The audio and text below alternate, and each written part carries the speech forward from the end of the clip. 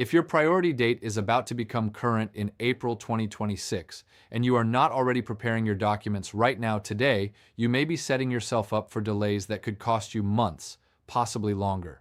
And here is the thing most people do not realize. By the time your date actually becomes current, it is already too late to start gathering what you need. The window to act is right now, before the bulletin moves. This is not a rumor. This is not speculation. This is based on how the USCIS concurrent filing system actually works, and I am going to break down exactly what you need to have ready, who this affects, and what steps you should be taking this week.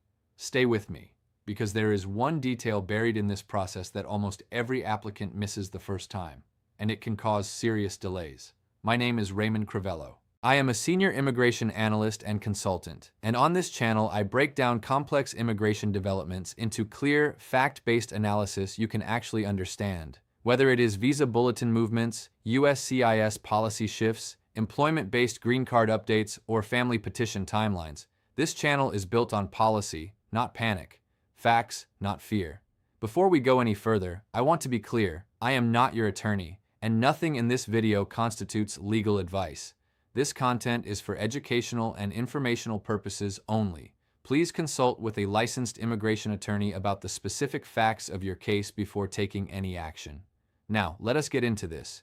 Every month, the Department of State releases what is called the Visa Bulletin. This bulletin controls when foreign nationals in the family-based and employment-based green card backlogs can take the next step toward permanent residence. Specifically, it publishes two charts, the final action dates chart and the dates for filing chart. Your priority date, the date your I-130 petition or I-140 petition was filed and approved, must be earlier than the cutoff date shown in the bulletin for your category and country of birth before you can move forward. Now, for April 2026, there are meaningful movements in several employment-based categories, particularly EB2 and EB3 for certain countries, and some family-based preference categories that have been slowly advancing.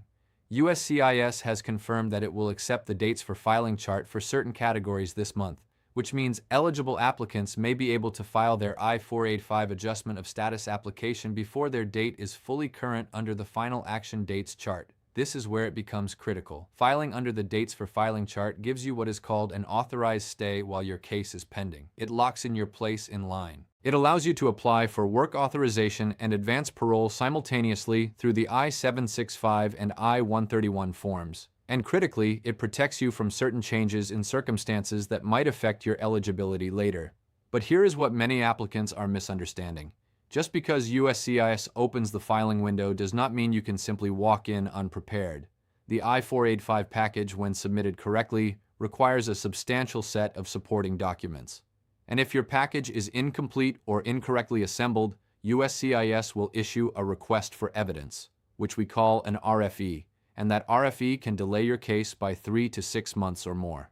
So let me walk you through exactly what needs to be in order right now before April hits. First, your civil documents. This means birth certificates, yours and your family members being included on the application, marriage certificates if applicable, any divorce decrees, and any legal name change documentation. These documents almost always need to be translated if they are not in English. The translation must be certified, meaning the translator must include a signed statement attesting to their competency and the accuracy of the translation. If you were born in a country where birth registration was inconsistent or delayed, you may need secondary evidence, baptismal records, school records, affidavits from family members. Gathering secondary evidence takes time. Start now. Second, your passport and travel history. USCIS requires a valid passport, and they will scrutinize your travel records to verify that you have maintained continuous lawful status if you are adjusting from a non-immigrant visa. If there were any gaps, overstays, or status violations in your history, those need to be disclosed correctly and addressed with the help of your attorney before you file.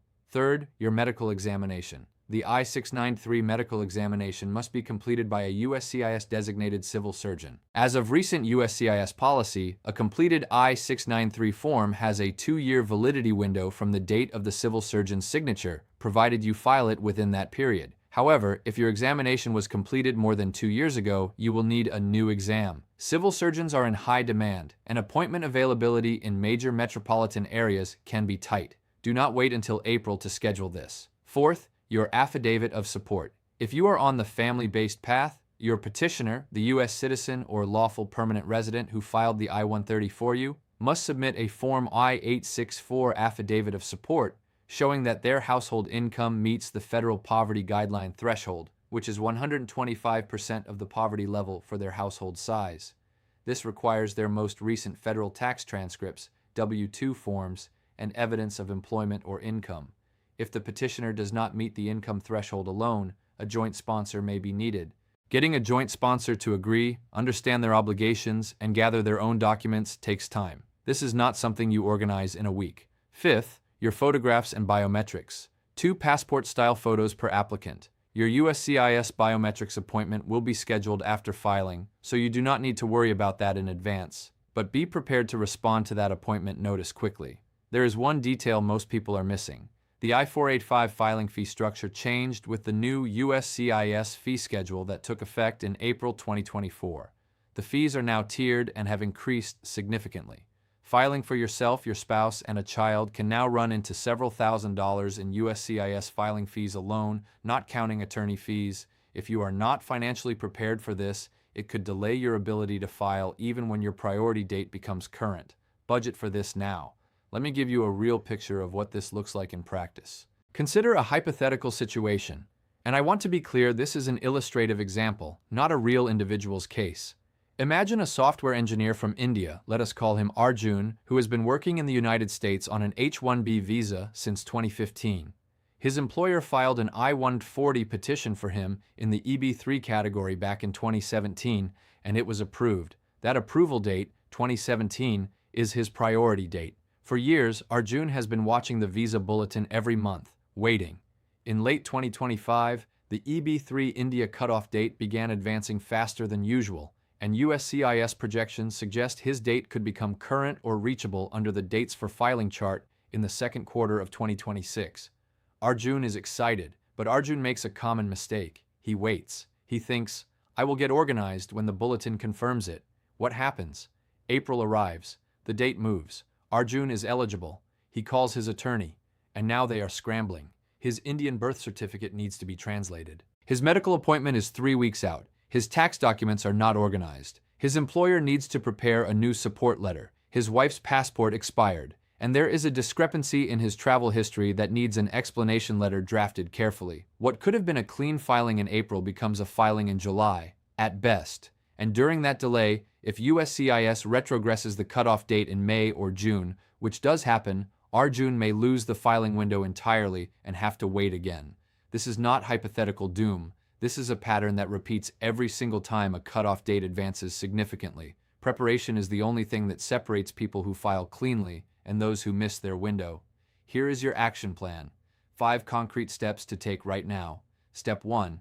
Pull your priority date documentation immediately. Find your I-797 approval notice for your I-140 or I-130. Confirm your exact priority date and your visa category.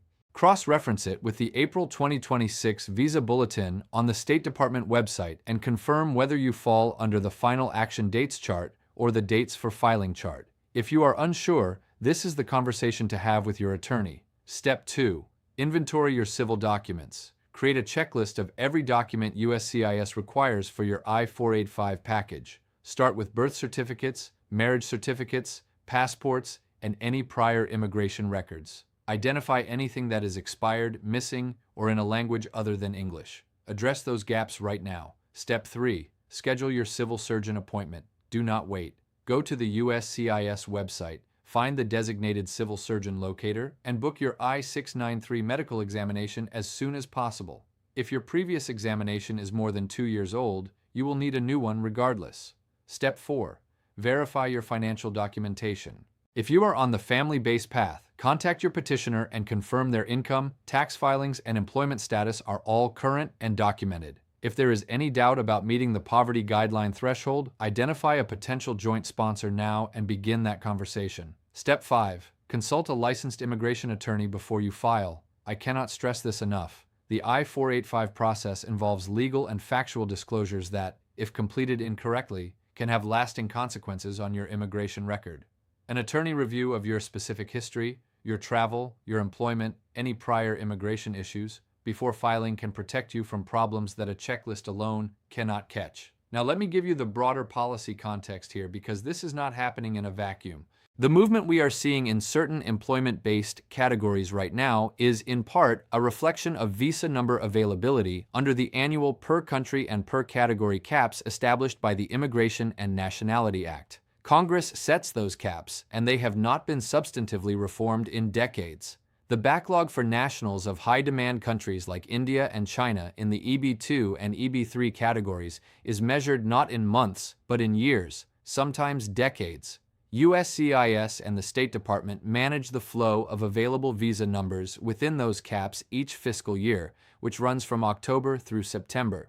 What we are seeing in April 2026 is the State Department advancing dates because there is currently sufficient visa number availability in this fiscal year's allocation to support movement. However, and this is critical, that availability can shift. If applications surge, if there are processing backlogs, or if visa number consumption in a given category moves faster than projected, the State Department can and does retrogress cutoff dates in subsequent months. This is not unusual. It happened significantly in 2021 and again in 2023. The mechanism that allows dates to advance is the same mechanism that allows them to pull back. This is precisely why acting when the window is open, not after it has already moved, is the responsible approach. There are no pending federal court rulings or congressional actions that are expected to alter the fundamental structure of the Visa Bulletin process in the near term, though broader immigration reform conversations continue at the legislative level. For now, this process operates entirely within the existing statutory framework under INA Section 203, and it is administered monthly through the interagency coordination between the State Department and USCIS. I want to take a moment before we close to remind you what is actually at stake here, because sometimes in the complexity of forms and dates and policy charts, it is easy to lose sight of the human reality. For millions of people living in the United States right now, this process represents the difference between staying and leaving. It is the difference between bringing a spouse or a child to be with you or continuing to live separately across borders. It is the difference between long-term employment authorization and work permit expiration anxiety. It is the difference between building a life, making plans, buying a home, raising a family, and living in a state of prolonged uncertainty. These are not abstract legal categories. These are real people with real lives who have played by the rules, waited in line, and followed the process. The least they deserve is accurate, reliable information so that when the window opens, they are ready. That is why I make these videos. That is why accuracy matters here. And that is why I encourage you to take these steps seriously and to work with qualified professionals who understand the full picture of your case. If you want accurate, fast, and reliable immigration updates, subscribe to Raymond Crivello right now and turn on notifications. Immigration policy is changing rapidly, and staying informed is no longer optional. It is essential. If this video gave you clarity or helped you understand where you stand, please leave a comment below. Tell me your visa category and where you are in the process. Your questions help me understand what to cover next, and they help other people in the same situation know they are not alone. Share this video with someone you know who is waiting on a priority date. It could genuinely help them avoid a delay they do not have to experience. And if you found this content valuable, a like goes a long way in helping this channel reach the people who need this information most. I will see you in the next video.